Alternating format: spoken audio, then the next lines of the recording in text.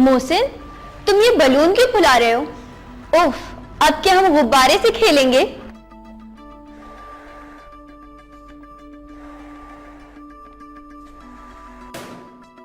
लो, ये तो फट गया।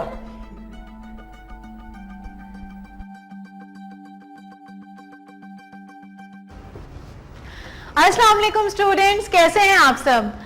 आज मेरे साथी स्टूडेंट्स कुछ कर रहे हैं यहाँ पर। मोहसिन, आप गुब्बारों के साथ क्या कर रहे हैं? मिस, मैं ये देख रहा था कि मैं 1 मिनट में कितने गुब्बारे फुला सकता हूँ, लेकिन लगता है शायद ये ज़्यादा हवा होने की वजह से फट गया। जाहिर सी बात है, तुमने इस गुब्बारे में इसकी कैपेसिटी से ज़्यादा हवा भर दी थी, इसलिए ये फट गया।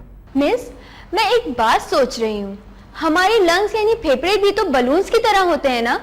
जब हम सांस अंदर लेते हैं तो ये फूल जाते हैं और जब हम सांस बाहर निकालते हैं तो ये सिकुड़ जाते हैं। जी बिल्कुल फरीना, बलून अंदर से मुकम्मल होलो यानी खोखला होता है, जबकि लंग्स के अंदर स्पंजी और लचकदार टिश्यूज में हवाई थैलियां मौजूद होती हैं। इसीलिए लंग्स भी हवा भरने की वजह से फूल जाते हैं। लेकिन मिस, जैसे ज्यादा हवा भरने से बलून फट गया क्योंकि इसकी कैपेसिटी इतनी ज्यादा नहीं थी, तो क्या हमारे लंग्स की भी कोई मखसूस कैपेसिटी होती है कि इनके अंदर कितनी हवा भरी जा सकती है?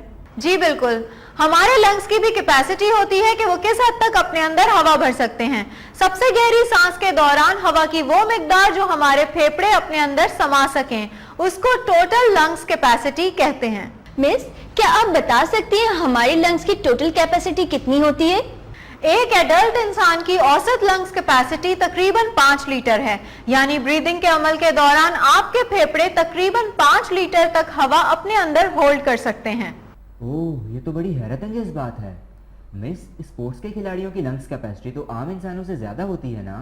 जी मोहसिन, इसीलिए वो तेज भाग सकते हैं और उनका स्टेमिना भी ज्यादा होता है। लेकिन मिस, उन्होंने बड़ी मेहनत और वर्जिश के जरिए अपनी लंग्स कैपेसिटी बढ़ाई होती है।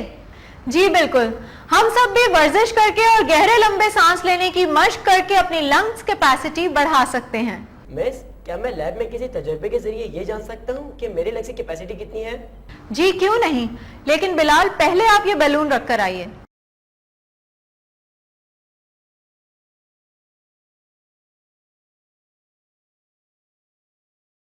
आइए आज के प्रैक्टिकल में हम लंग्स की कैपेसिटी को मेजर करते हैं, लेकिन उससे पहले हम ब्रीदिंग और लंग्स के मुतालिक मजीद जानने के लिए एक एनिमेशन देखते हैं। ब्रीथिंग यानी सांस लेने के दौरान हम हवा को फेफड़ों के अंदर खींचते और बाहर निकालते हैं।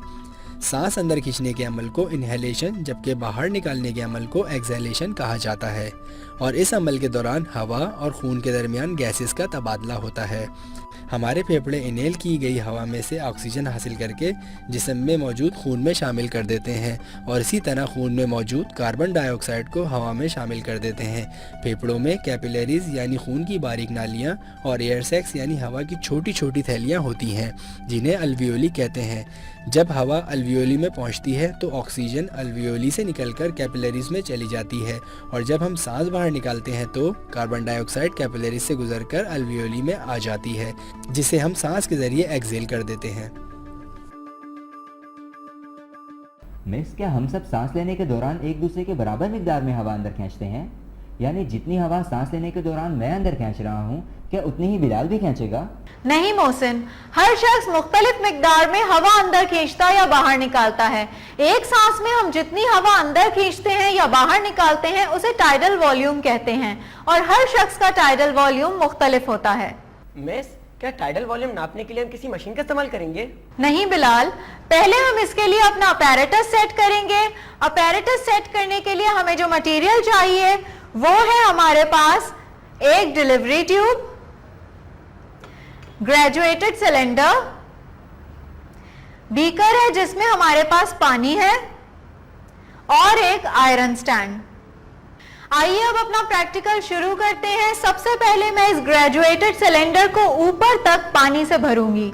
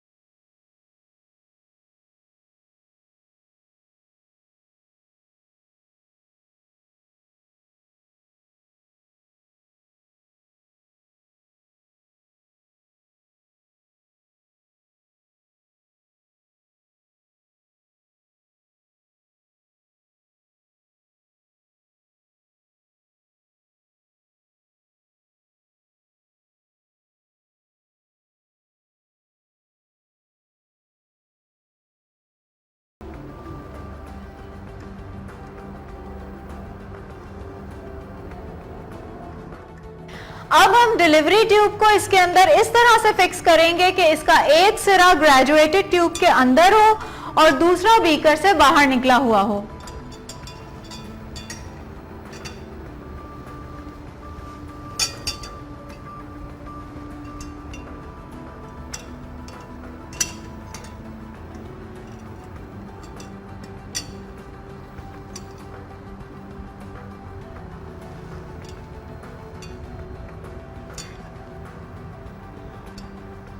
मोहसिन, अब आप आइए और सांस खींचकर इस डिलीवरी ट्यूब में फूंक मारिए।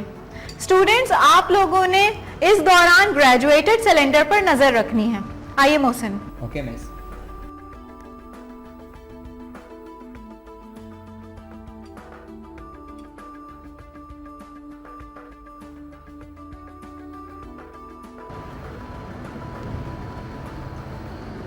स्टूडेंट्स, आप देख सकते हैं कि पानी ग्रेजुएटेड सिलेंडर में नीचे की तरफ डिस्प्लेस हो रहा है।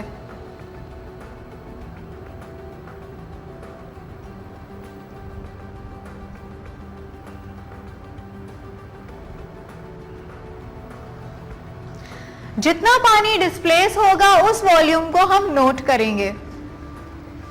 अब मैं ग्रेजुएटेड सिलेंडर को निकाल कर दोबारा से फिक्स करूंगी और हम इस तजुर्बे को दोबारा से दोहराएंगे।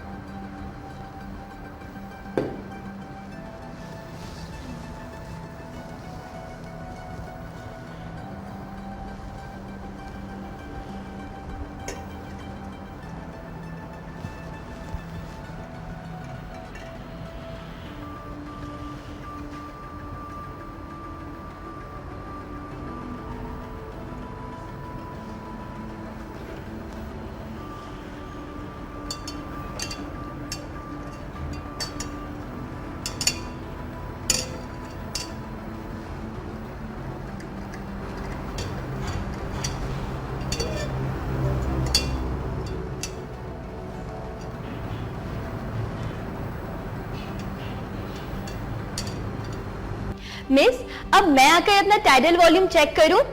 आइए फरीना, और स्टूडेंट्स आप टाइडल वॉल्यूम नोट कीजिए।